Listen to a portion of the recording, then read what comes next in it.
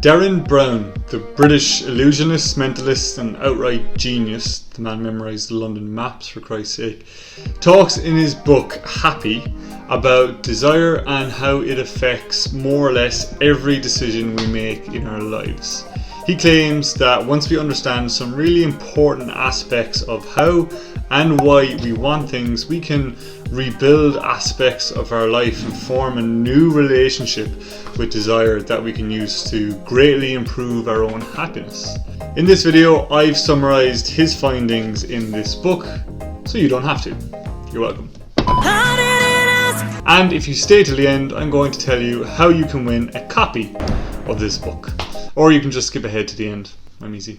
Derren argues that ambition and goal setting doesn't necessarily lead to the happiness that they promise, and that instead we need to look more deeply about how and why we tend to want these things.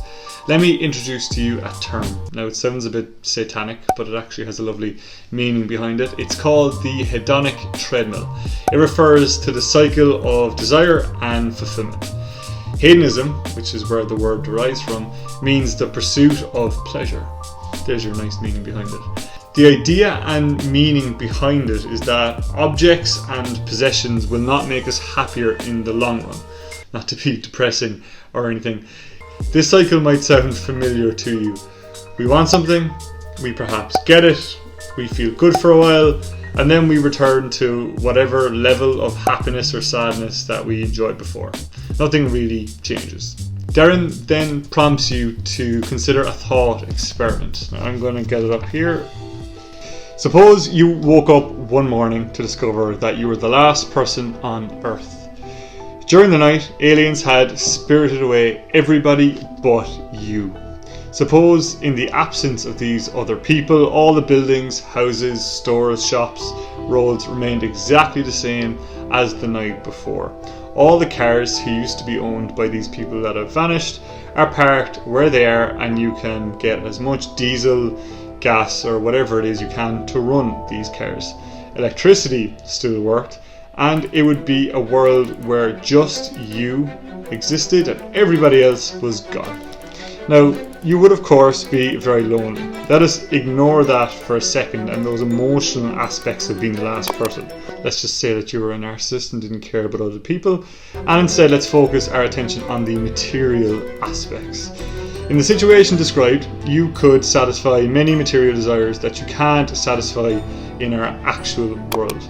You would have the car of your dreams. You would even have a showroom full of expensive cars.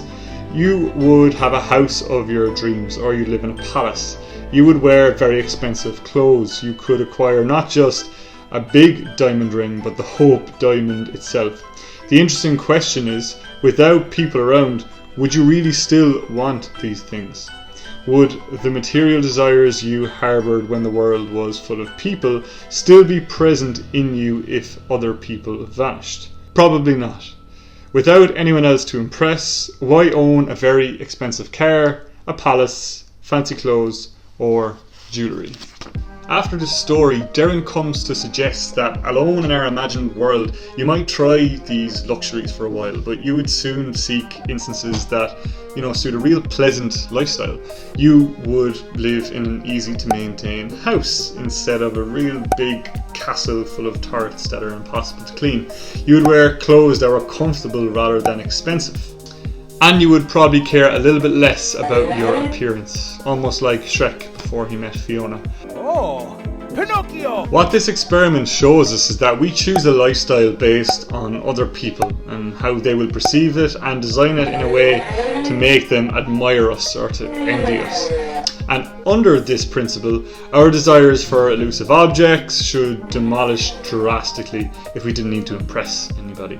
We would resort to acquire or act upon things that feel natural or essential to us, like shelter, food, water, Love Island.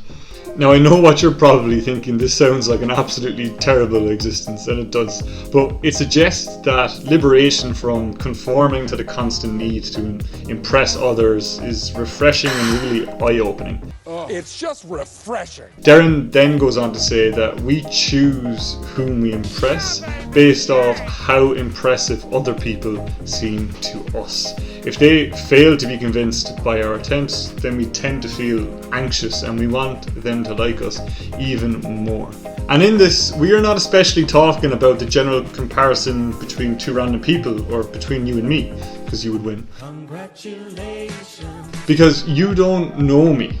You are far more likely to project a desire to impress someone you work with. You are far more likely to feel envious with someone in your friend's cycle. Most people wouldn't begrudge Brad Pitt for being a sexy and for being rich. Those friends might. You might instead envy someone in your friend group who has just, earned $1 million on a lucky bet on Bitcoin. David Hume said, "It is not a great disproportion between ourselves and other people that produces envy. It's proximity, i.e. how close you are to that person." To me, this all makes complete sense. I agree with more or less all that was discussed before, and those were all Derren's thoughts. But that doesn't mean that I am now going to refuse to conform to the societal norm, not wear clothes that I like to wear, and not live in an absolutely gorgeous house. Well, not yet anyway. We need to impress other people. It's part of our DNA and it's integral to our survival. I'd be contradicting myself if I didn't want to impress others in making this video you were watching. Why? Well, my main goal is to help you, the viewer, with this video, but at the same time I'd be lying if there wasn't a teeny tiny bit of it that wanted to impress you. My point is that it is instinctive for us to feel a desire to impress others and to feel envious. We are social creatures. Being part of a tribe increased our chances of survival a long time ago. So where does that leave us? Always finding a sweet spot. I think the point that Derren is trying to make is that the benefits of looking deeper behind the reason you do or want certain things can help you learn more about yourself. Are you doing them for you and to improve your own life and to make you feel better, or are you doing it to maintain an image or some made up social status that secretly makes you miserable, but you feel obliged to maintain an image or to keep up your appearances? I like to eat nice food, not because I want to impress others with cookery skills or a taste in restaurants, but because I really enjoy the experience of eating. I get a haircut every 4 weeks, even though it doesn't look like it, because it makes me feel confident in myself. What I don't want to be doing is cutting my hair short because I feel like society is forcing me to do so, not because I want to. In relation to feeling a little bit jealous of people in the same proximity to you, yeah, it's completely natural to feel a little green sometimes. But if it starts to affect you, you need to realise that the issue lies within yourself, not with them. Dig deep into the root of what's causing that issue. Once you realise this, you can actually learn to celebrate your friends' victories and feed off of it yourself.